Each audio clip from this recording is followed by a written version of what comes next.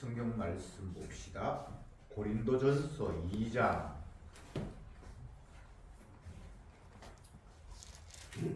고린도전서 2장 6절에서 11절까지 교독하겠습니다.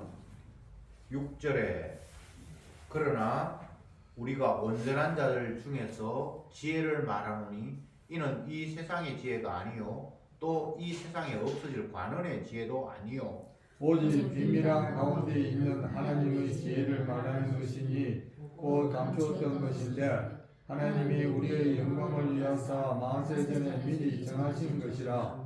이 지혜는 이 세상의 관원이 하나도 알지 못하였나니 만일 알았으면 영광의 주를 십자가에 못 박지 아니하였으리라.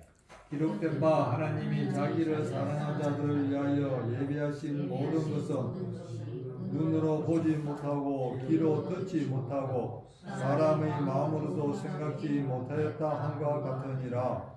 오직 하나님이 성령으로 이것을 우리에게 보이셨으니 성령은 모든 것 곧 하나님의 깊은 것이라도 통찰하시느니라. 사람의 사정을 사람의 속에 있는 영 외에는 누가 알리요? 이와 같이 하나님의 사정도 하나님의 영 외에는 아무도 알지 못하느니라. 아멘. 아멘. 오늘 읽은 말씀은 하나님의 지혜, 이것이 또한 다른 표현으로 감추어진 비밀, 이렇게 표현을 하면서 그것이 바로 예수님의 십자가 죽으심이다, 이렇게 바울이 이야기를 하고 있습니다. 바울은 지난주에 말씀에서도 2장 2절에서 내가 너희 중에서 예수 그리스도가 그 십자가에 못 박힌 것 외에는 아무 것도 알지 않기로 했다, 이렇게 못 박음으로 말미암아 자기가 하는 모든 이 편지글의 내용은 예수님의 십자가에 대해서 지금 내가 이야기하는 것이다, 이렇게 이미 단정을 지어놓고 이야기를 하는 겁니다. 그래서 이 십자가는 사람의 지혜로는 결코 깨달을 수 없고 이 세상에 똑똑한 사람, 관원들, 그런 사람들도 결코 알 수 없고 오직 이것은 하나님의 지혜이기 때문에 결국은 성령이 깨닫게 해주는 자에게만 알 수 있는 것이다, 이런 식의 내용들을 오늘 본문에서 서술하고 있습니다. 6절을 제가 다시 볼게요. 그러나 우리가 온전한 자들 중에서 지혜를 말하노니 이는 이 세상의 지혜가 아니요 또 이 세상에 없어질 관원들의 지혜도 아니다. 온전한 자들 중에서 지혜를 말한다. 이것은 이미 성령 받은 사람들 가운데서 내가 지혜에 대해서 말하는데 이 지혜는 세상 지혜가 아니다, 하나님의 지혜다, 이렇게 이야기를 했습니다. 여기서 하나님의 지혜와 세상의 지혜를 나누죠.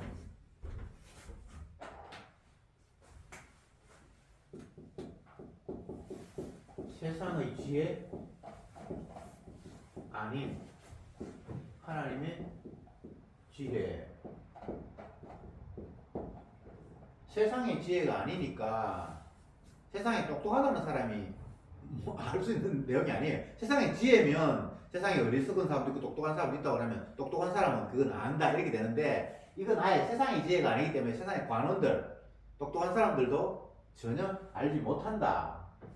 그렇게 이것을 이제 다른 말로 하면 비밀이다, 그렇게 이제 감추어졌다, 이렇게 이야기하죠.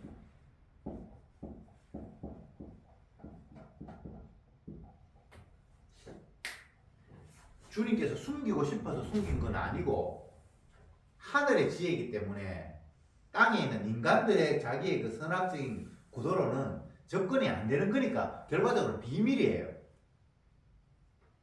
우리가 감추었다라고 이야기하니까 주님께서 딱 열어주면 이제 알겠구나, 이렇게 생각을 하는데 그게 아니에요. 뭐 금고에 감추었다든지 사람들이 못 찾는 곳에 숨겼다든지 그런 식의 이야기로 감추었다, 비밀이다 하는 이야기가 아니고 인간의 지혜는 선악적인 개념, 선악과를 따먹어서 선악적인 그 범주를 벗어날 수 없어요. 그런데 하나님의 지혜는 이 선악적인 것과는 아예 전혀 다른 것이잖아요. 그러니까 하늘의 지혜를 땅에 있는 인간이 접근할 수 없고 알 수 없으니까 이것을 비밀이라고 했고 감추었다고 했다 이 말입니다. 왜 그런가? 사실 그 비밀이라는 것은 예수님의 십자가의 도인데 주님이 십자가 치심에 대한 의미가 비밀이고 감추어져 있는 건데 예수님 십자가 치신 걸 봐도 여전히 비밀이죠. 그래서 감추어졌다라는 말, 비밀이라는 말이 우리가 생각하는 것처럼 그렇게 감추어졌으니까 개봉되면 알겠지 이런 개념이 아닙니다. 아예 봐도 모르고 들어도 모르고. 왜? 그건 하나님의 지혜, 하늘의 지혜이기 때문에 땅에 있는 인간의 지혜 수준으로는 그게 이해 불가라는 겁니다. 그러니까 이것을 은혜를 받고 주님께서 그 십자가의 비밀을 알게 하신 사람들은 비밀이 더 이상 안 되죠.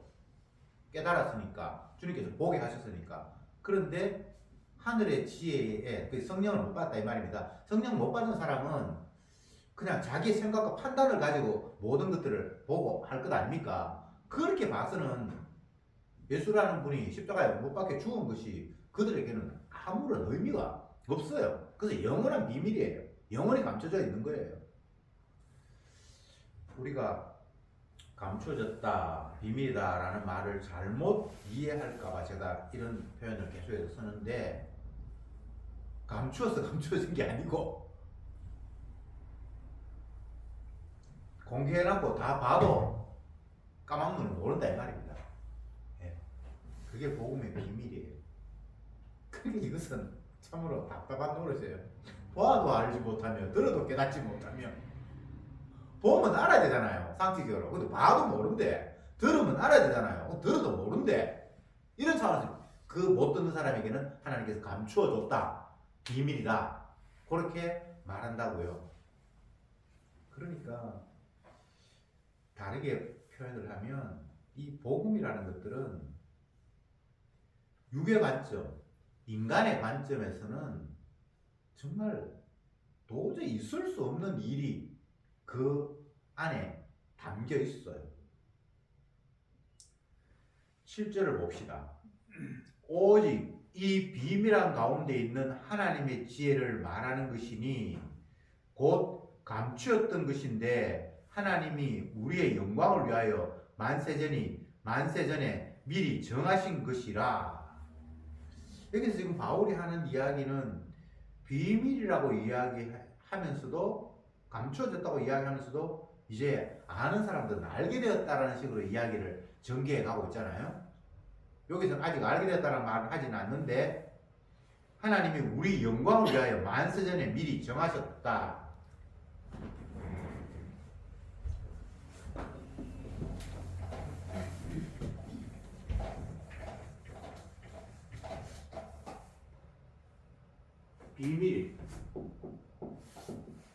비밀인데 이게 어떤 사람에게는 알려져요.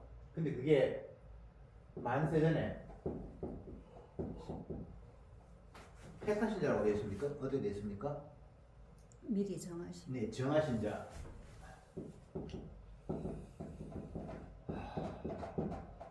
요 사람들에게는 알려진다라고 지금 이야기가 흘러가고 있죠. 그런데 우리가 여기서 또 오해할 수 있는 것이, 그래 만세전에 택하신 자가 있잖아, 그 사람에게는 비밀이 아니지, 이런 식으로 또 이야기가 전개되면 복음이 오해가 돼요. 초반에는 모두가 다 감추어져 있는, 그래서 구원 없는 상태, 구원과 하나님의 그 지혜하고는 이 땅에 있는 사람이 접근도 못하는 그런 막혀있는 상태가 기본 출발점이고, 그런데 하나님께서 자기가 만세전에 구원 받기로 작정된 자가 있는데 그들에게는 주님께서 때가 되면 열어주시고 알려주시고 성령을 보내서 알게 하신다라는 이런 이야기를 바울이 하고 있는 거예요. 그러니까 바울의 지금 이 편지 글, 이 복음이죠. 십자가의 도. 이걸 지금 써서 전하는데 이거는 뭐 글자 아는 사람은 다 알겠지가 아니라, 봐도 하나님 지혜를 못 받은 사람들은 여전히 막혀있고 비밀이고 감춰져 있는데 그 가운데 만세전에 하나님 택한 백성은 이게 보여지고 깨달아진다 이런 이야기 지금 하고 있는 거예요.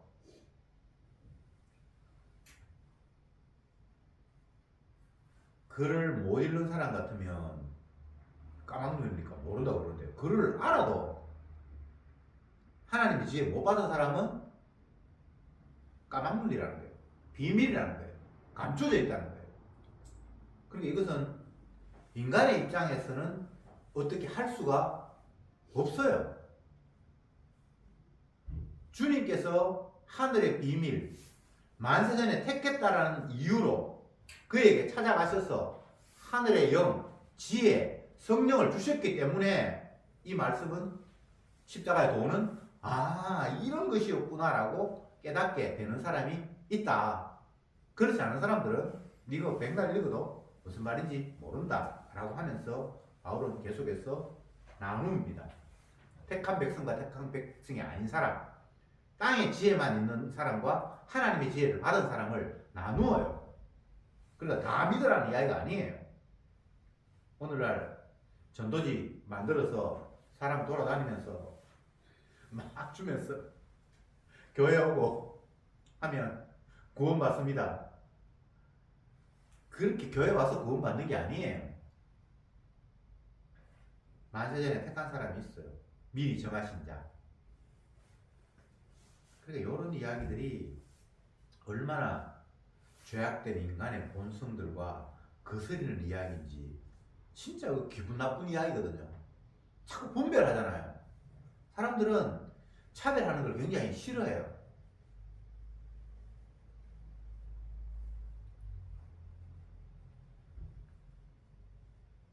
어떤 공간에 예를 들어서 봅시다. 옛날에 대통령이 살았던 청와대에 대통령이 집무실을 이게 용산으로 옮기면서 그곳이 이제 개방이 됐거든요. 그랬는데 얼마 전부터 다시 이제 그걸 그쪽으로 돌아간다라는 것 때문에 또 이렇게 막아놨어요. 제가 서울에 갔는데 한 몇 달 전에 갔는데 그때 이제 청와대 앞으로 지나갈 일이 있어 갔는데 막 사람들이 그 구경한다고 줄을 쫙 서 있고 그래서 어떤 데는 많으면 사람들을 통제한답니다. 한꺼번에 그 들어가면 사고 나니까. 개방돼 있다. 그러면 누구나 갈 수 있죠. 그런데 누구는 들어가고 누구는 못 들어간다. 이렇게 딱 나뉘면 못 들어간 사람 입장에서는 화가 날 것 아닙니까? 누구는 들어가고 누구는 못 들어가고 너는 들어가는데 왜 나는 못 들어가냐고 따지고 화를 낼 거 아니에요. 복음이 그런 식으로 이야기를 하고 있다고요. 이거는 상당히 기분 나쁜 이야기예요. 차라리 예를 들어서 입장권을 산 사람은 들어갈 수 있습니다. 입장권 못 구한 사람은 못 들어갑니다. 그러면 불만 없어요. 돈이 투자되고 또 아니면 몇 명이 제한되어 있는데 자기가 빨리 그게 해서 당선이 됐기 때문에. 그런데 이 바울이 이야기하는 이 복음 비밀이라는 것들은 누가 입장권을 사고 말고 그거 말고 없고 만세전에 위에서 이미 결정됐다는 거예요.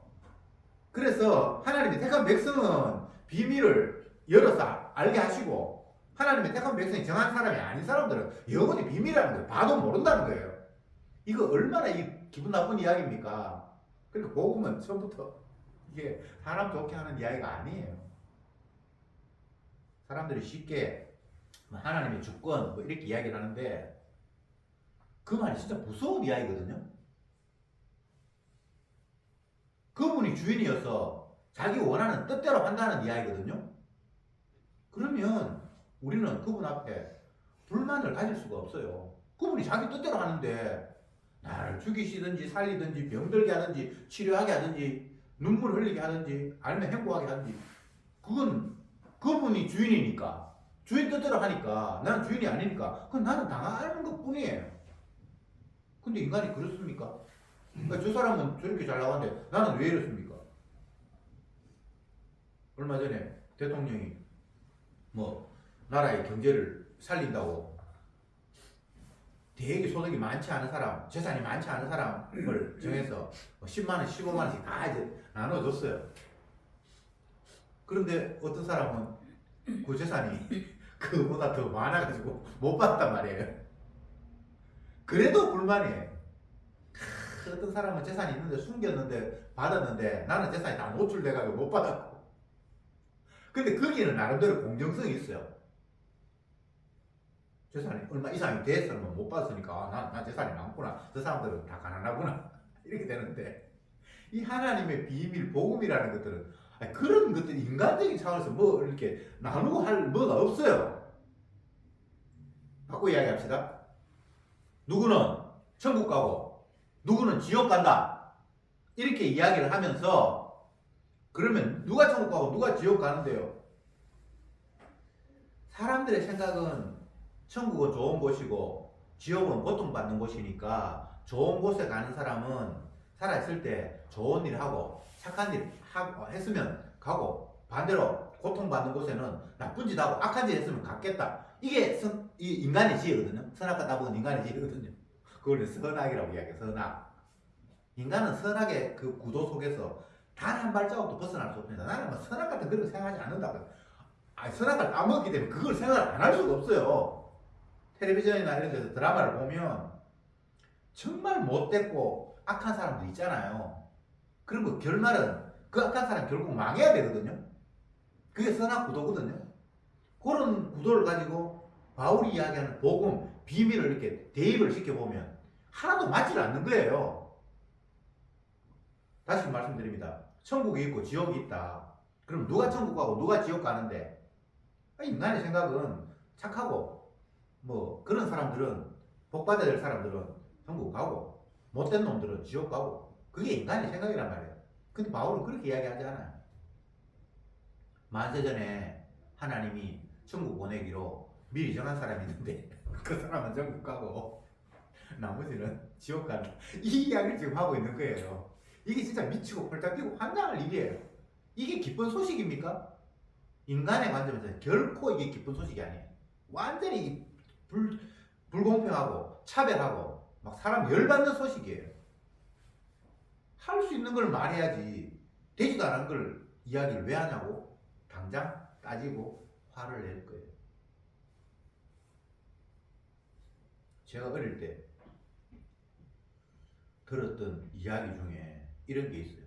이 동화에 나오는 건지 아니면 어른들한테 들었는지 제가 그거는 기억을 못 하겠는데 아버지가 아이들에게 교훈을 하기 위해서 그 큰 아들에게 얘야 아이 이름을 부르면서 소를 저 지붕 위에 올려라 그렇게 얘기를 했대요. 그랬는데 어떤 집 아이는 아버지 무슨 재주로 소를 지붕 위에 올립니까? 그러면서 아버지 향해서 화를 냈대요. 근데 어떤 집 아이는 그 이야기를 듣고 소의 고삐를 붙들고 회초리를 들고 팍 때리면서 지붕 위에 올라가라고 외쳤다는 거예요. 제가 어릴 때 들은 이야기, 책에서 읽은지 뭐 들은지 어때 그렇게. 근데 그 결론이 뭔지 하면 안 되더라도 아버지가 시키면 하는 신용이라도 해야 그게 효자라는 그 이야기를 교훈에서 준다는 거예요. 야, 제가 그거 읽고 진짜 그거 듣고 진짜 황당했거든요. 이게 말도 안 되는 소리다. 근데 복음은 누구에게 교훈을 주고 말고 그런 것도 아니에요. 그냥 하나님 이런 분이라는 거예요. 와, 그러니까 주님의 은혜로 만세전에 택해서 십자가의 의미가 깨달아진 사람들한테는 이 하나님이 하시는 일이 너무나 놀랍고 비밀이 그냥 감사하고 찬송이 되는데 나머지는 뿔 따고 완전히 머리 끝까지 날 수밖에 없는 이게 사도가 전하는 복음, 십자가의 도라는 거예요. 그래서 멸망받는 자에게는 십자가의 도가 이게 어리석게 들리고 화가 날 수밖에 없는 내용이라고 바울은 자기가 전하는 이야기를 그런 내용이라고 지금 이야기를 하고 있는 거예요. 내가 전하는 이야기 너 잘 들으면 복 받고 천국 간다? 잘 귀 기울여라? 이렇게 끝나는 게 아니고 이거 비밀이야. 이거 만사장이 택한 사람이 아니면 절대 몰라.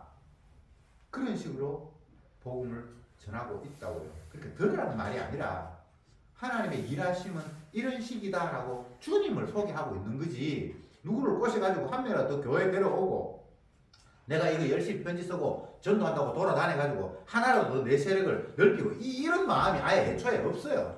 그렇게 해서 안 되는 걸 본인이 알기 때문에. 근데 오늘날 교회라는 꼴을 보면 그렇지 않잖아요. 어떻게 하나 사람한테 다 잘 구슬려서 한 명이라도 더 많이 교회에 데리고 나오려고 애를 쓰잖아요. 그러니까 이 복음 앞에 그런 인간들의 행동 자체가 다 거짓말이라는 사실이 드러나 버려요. 교회에서 선물 주고 뭐 시상식 해가지고 뭘 주고 계속 뭘 자꾸 주려고 그래요. 요즘은 나이 많은 노인들 가면 차비 준답니다. 교회에서. 큰 교회는 뭐 하는 거예요? 자꾸 사람 꼬시려고 그러는 거잖아요. 교회당에 경로당도 만들고 또 뭐 취미반 그런 걸 만들어 가지고 뭐 뜨개질도 가르치고 심지어는 애들 가난한 애들 영어도 가르치고 뭐 별별 걸 다 해요. 교회 안에 찻집도 짓고 커피숍. 예. 거기 오면 자기 교인들은 그냥 500원 이렇게 해가지고 뭐 한 6명 이렇게 모여도 2,000원 3,000원 하면 커피 마실 수 있도록. 그것도 싸구려 커피 아니에요. 그냥 정식으로 바리스타들이 찻집에서 파는 거 그런 거 만원짜리 그런 걸 그렇게 교회 안에서 한다는 말입니다. 왜? 그 교회로 사람 끌어모으려고. 그래서 이게 사기죠. 보험 전하는 태도가 아니라 그냥 영업사원 모집하듯이 아니 보험회사 자기 그 보험 가입하는 거 한 사람도 더 하도록. 그러면 또 수준 낮은 목사는 아이고 노인들 그거 뭐 해가지고 얼마 살겠다고 그 사람들 해서 사역하지 말고 자라나는 세대를 위해서 투자해야 된다 이렇게 이야기를 하거든요. 그러면 그 노인들을 위해서 공짜로 사비 주는 목사가 뭐라고 생각하는지 압니까? 네가 생각할 때 노인들은 아무것도 없는 것 같지. 곧 죽을 건데 그 사람 돈 다 많아. 자녀들한테도 기분 나빠서 안 물려주고 결국 교회 하나님 앞에 천국 가가 복 받는다고 재산, 유산 다 교회 바치고 죽는 거 네 계산 못했지. 그렇게 수준 높은 세상적으로 머리 잘 쓰는 목사가 청년을 위해서 키워야 된다고 하는 목사를 비웃고 있는 거예요. 이게 세상의 지혜예요. 근데 복음을, 천국을 세상의 지혜로 깨닫는다? 안 된다고 바울이 못을 박아버렸어요. 8절 봅시다. 이 지혜는 이 세대의 관원이 하나도 알지 못하였나니 만일 알았다면 영광의 주를 십자가에 못 박지 아니하였으리라. 결정적인 한 방을 날려버립니다. 왜 세상의 똑똑한 사람이 관원은 똑똑한 사람이잖아요. 그 사람들이 지혜를 알지 못하는지 네 아냐? 그걸 십자가로 설명하는 거예요. 만약 그들이 알았으면 예수님 안 죽였지. 그래서 십자가의 도를 모른다라고 이야기를 하는 거예요. 야, 이게 이제 핵심인데.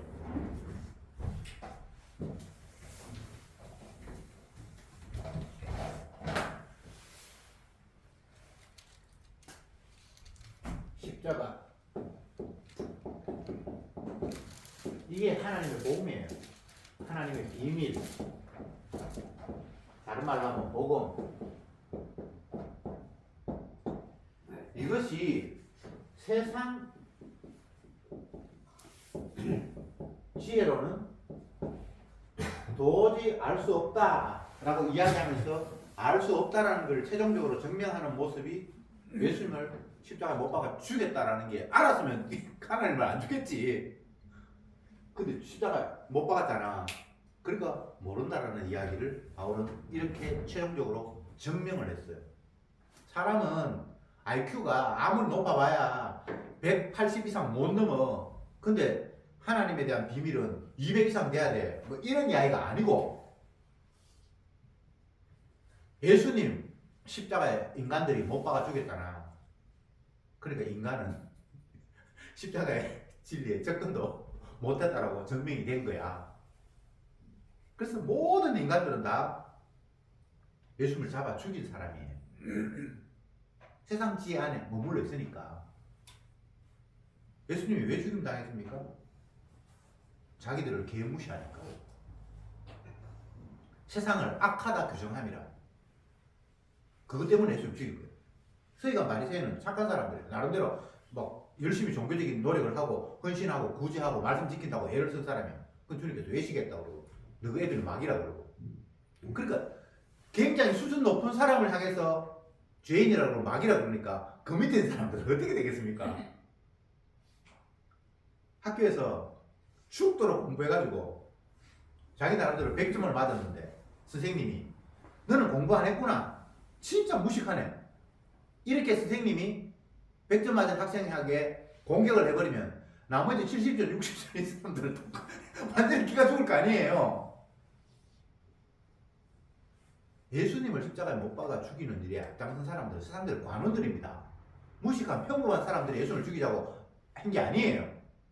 대제사장, 서기관, 바리새인, 가장 열심히 있고 똑똑한 그런 사람들이 자기가 아는 성경 지식을 펴놓고 모세가 받았다는 율법을 펴놓고 보니까 이분은 하나님일 수가 없어요. 하나님의 아들일 수가 없어요. 세상의 지혜로. 그러니까 잡아 죽여버렸잖아요.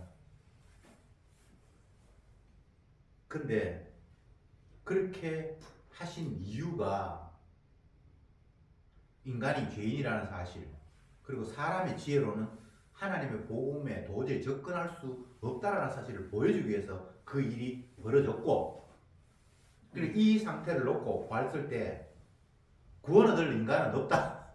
이 말이 맞는 거예요. 이것을 바울은 로마서에서 모든 사람은 죄를 범하였기에 하나님의 영광에 이르지 못하더니 이렇게 딱 한마디로 적용을 해버렸어요. 모든 사람들은 예외 없습니다. 모든 사람은 죄를 범하였기 때문에 하나님의 영광에 이르지 못하더니, 그 말을 다른 식으로 표현하면 구원 얻을 인간은 없다 이 말입니다. 이 땅에 천국 복 받을 인간은 자질적으로 아예 없다는 이야기입니다. 이것을 창세기에서는 너 선악과 따먹 었지, 내가 하지 말라는 거 했지, 꺼져. 그러면서 주님이 계신 생명나무에 있는 것도 추방되었다는 이야기. 이게 인간의 출발이에요. 근데 자꾸 인간들은 그걸 놓쳐요. 은혜가 없으니까. 은혜가 없는 사람이 성경 말씀을 들으면 어떻게 됩니까? 아, 만세전에 택한 사람이 있다고 얘기 돼 있네. 그럼 나도 택한 사람이 지금 모르겠다. 이런 식으로 출발을 해요. 근데 진짜 은혜가 임한 사람은 성령께서 우리를 십자가의 도로 인도하시는데, 십자가로 도로 인도하기 위해서 우리가 죄인이 되는 게 첫 번째예요. 내가 예수님을 잡아 죽였구나. 수희가 바리새인들이 다른 자리가 아니라 바로 나도 그 자리에 있었으면 주님이 내 하는 일을 다 그게 악하다, 네가 아비가 막이다, 너는 외식이다 라고 얘기했을 때 우리가 예수님 안 잡아 죽이겠습니까?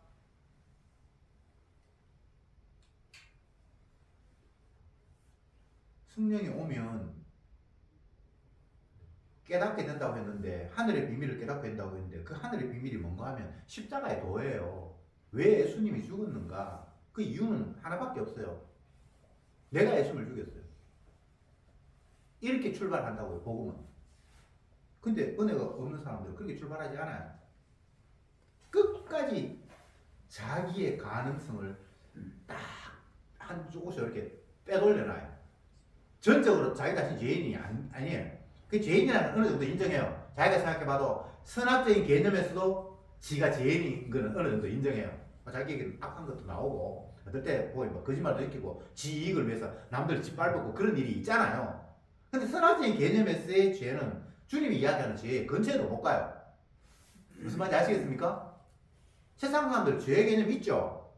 선악적인 구도 속에서도, 인간의 지혜 속에서 죄라는 게 있잖아요. 근데 하늘의 지혜에서 죄와 인간의 관점에서 죄가 이게 아예 종류가 다른 거예요.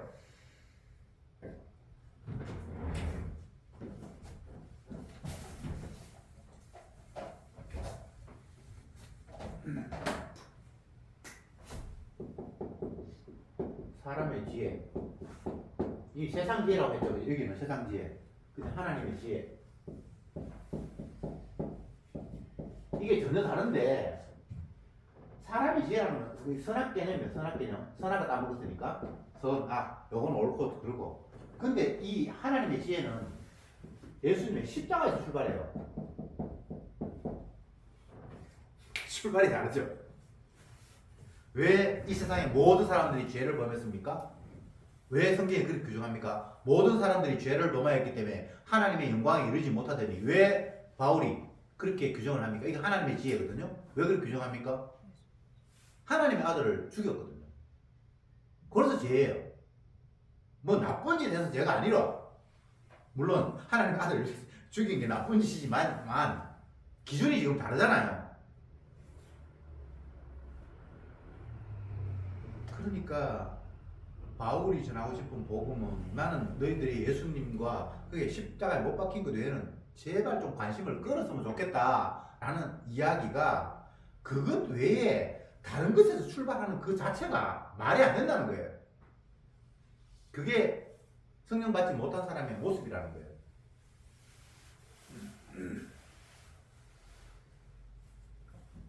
왜 예수님을 십자가에 못 박아 죽였다고요? 영광의 주를 알지 못했으니까. 그분이 하나님인 줄 알지 못했으니까. 쥐를 만든 분들 쥐가 죽인 거예요. 그럼 죄는 여기 출발하는 거예요. 누구도 예외가 없습니다. 모든 사람이 죄를 범했어요.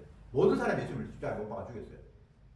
그것을 표면화시키기 위해서 유대인들 가운데 지도자들이 먼저 앞장섰고 백성들 동의했고, 심지어 그들을 침략하고 지배하고 있는 로마의 군병마저 동원해서 다 거기에 합세했잖아요.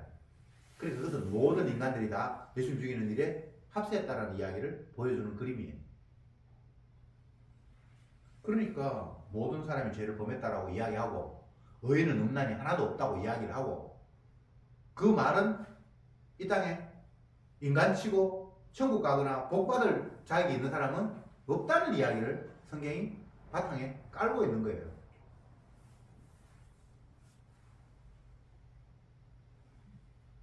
9절 봅시다. 기록된 바 하나님이 자기를 사랑하는 자를 위하여 예배하신 모든 것은 눈으로 보지 못하고 귀로도 듣지 못하고 사람의 마음으로도 생각지 못하였다 함과 같으니라. 하나님께서 사랑한 자를 위해서 예배하신 그거는 인간의 시선으로 봐서 눈으로 보든지 귀로 듣든지 이렇게 해서 마음으로 깨닫든지 이런 인간의 자질로는 그걸 수용하거나 받아들일 수 없는 것이다 라고 이야기를 하는 거예요. 그게 자꾸 바울은 복음을 설명하면서 자기가 편지를 하면서 이거 알아들어라, 잘 읽으면 네가 알 거다 이런 이야기 하는 게 아니고, 인간으로는 이게 안 되는 거다라고 계속해서 불가능성을 계속해서 이야기하고 있는 거예요. 이것도 참 웃기는 이야기죠. 사람들이 말을 하는 이유가 알아듣고 소통하고 싶어서 말을 하잖아요. 복음을 전하고 서신서를 쓰면서 이게 예수님의 복음입니다라고 설명을 하고 편지를 보내는 이유는 너희들이 알아들으라고 보내는 거잖아요.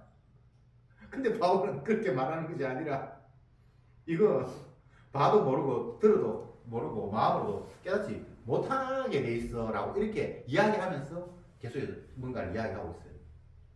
그러니까 바울은 본인 스스로가 나는 불가능한 존재라는 사실을 전제하면서 복음을 전하고 있는 거예요. 내가 잘 전하면, 나는 은혜 받았고 성령의 능력이 있으니까 내가 잘 전하면 저들을 받아들일 거야. 이게 아니고, 나도 여전히 어둠 속에 있고, 나도 불가능함 속에 있고, 나도 사람의 지혜, 인간의 지혜 아래 머물러 있는 존재이기 때문에 내가 할 수 있는 일은 아무것도 없다라는 것을 이야기하면서 성령께서 역사하시지 않는 한 나도 안 되고 너희도 안 되고 이거는 불가능한 것이다라는 이야기를 계속해서 하고 있는 거예요. 이게 성령이 임한 사람의 자기 성찰입니다. 자기 모습을 바라봤을 때 내가 백날 해봐야 내가 할 수 있는 거는 아니다라는 걸 알면서 끌려가고 있는 거예요. 그러니까 만약에 어떤 사람이 십자가를 알았다 그러면 내가 저 사람 전도했다 이 소리가 안 나오겠죠. 뭐 지가 무슨 제대로 합니까? 베드로가 성전 미문에 있는 안전병이에게 나사렛 예수의 이름으로 일어나 걸으라 그러니까 걸었어요. 그래서 사람들이 베드로를 주목했잖아요. 그 베드로가 미치고 하냐 야, 내가 무슨 대수로 안전병을 일으켜. 근데 주가 하신 주의 이름 그냥 하신 거예요. 맞죠?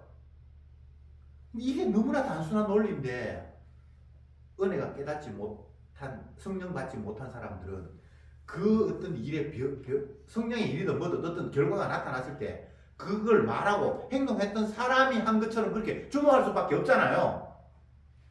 아무도 그 안전뱅이에게 일어나 그러라고 말한 사람도 없었고 그냥 돈 한 푼 그 사람이 구걸 했으니까 돈 주고 그냥 그 가지고 생명 연장하고 그렇게 불쌍하게 살았는데 어느 날 갑자기 베드로라는 사람이 요한이라는 사람이 성전에 뭐 기도하러 올라가다가 성령이 역사하니까 자기가 하고 싶은 말도 아니에요.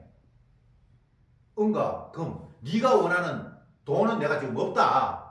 근데 내가 원하는 것은 네게 주노니 나사렛 예수 이름으로 일어나 걸으라 이렇게 얘기했는데 이게 저 사람 내가 걷게 해야 되겠다. 나는 주님 앞에 뭐 병 고치면 은사를 받았으니까 이렇게 해야지.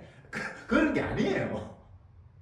그냥 평소대로 그냥 자기도 육을 가지고 있는 사람이니까 그냥 살아가는데 어떤 상황에서 주님께서 베드로를 그렇게 활용하시고 사용을 하시니까 자기도 모르게 그런 이야기가 툭 튀어나왔단 말이에요.